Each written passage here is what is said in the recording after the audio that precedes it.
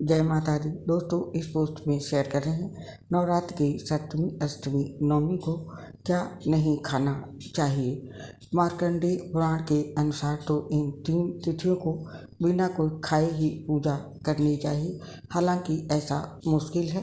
तिथियों का ज्ञान हमें ज्योतिष शास्त्र और पुराणों से ही मिलता है। किस तिथि में क्या खाना चाहिए और क्या नहीं, इस संबंध में आयुर्वेद में भी उल्लेख किया गया है। नवरात्रि में व्रत रखा है तो कई घरों में सप्तमी, अष्टमी या नवमी को व्रत का समापन करते हैं।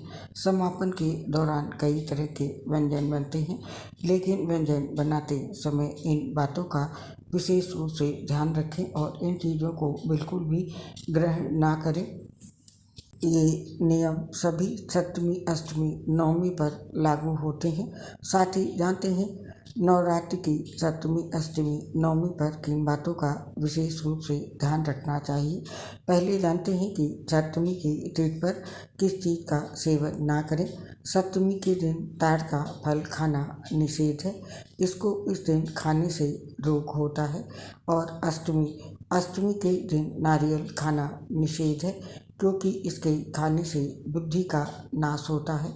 इसके अलावा इस दिन तिल का तेल, लाल रंग का साग तथा कांसे के पात्र में भोजन करना भी निषेध है। और सबसे अहम है नवमी। अब जानते हैं नवमी के दिन क्या नहीं खाना चाहिए। वैसे तो पूरी नवरात्र में लहसुन, प्याज, तामसी चीज़ों का भोजन वर्जित होता है, लेकिन इसके अलावा एक सब्जी है जिसका सेवन नवमी के दिन नहीं करना चाहिए। वो है लौकी की सब्जी। नवमी के दिन लौकी नहीं खाना चाहिए। धर्मशास्त्रों के मुताबिक नवमी के दिन लौकी का सेवन करना गौ मांस खाने जैसा है।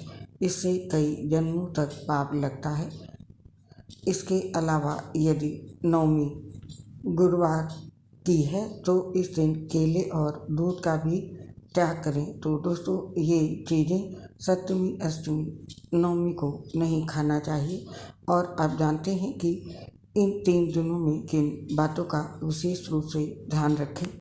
सप्तमी, अष्टमी और नवमी पर तामसिक भोजन ना करें, यानी कि लहसुन, प्याज और मांस, मदिरा सहित ठंडा, बासी और किसी भी तरह का दूषित खाना ना खाएं।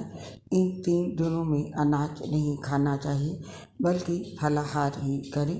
पुराणों के मुताबिक व्रत के दौरान दिन में सोना नहीं चाहिए। ऐसा करने से व्रत भंग होता है, यानी टूट जाता है। इन दिनों में शराब, तंबाकू और हर तरह के नशे से दूर ही रहना चाहिए।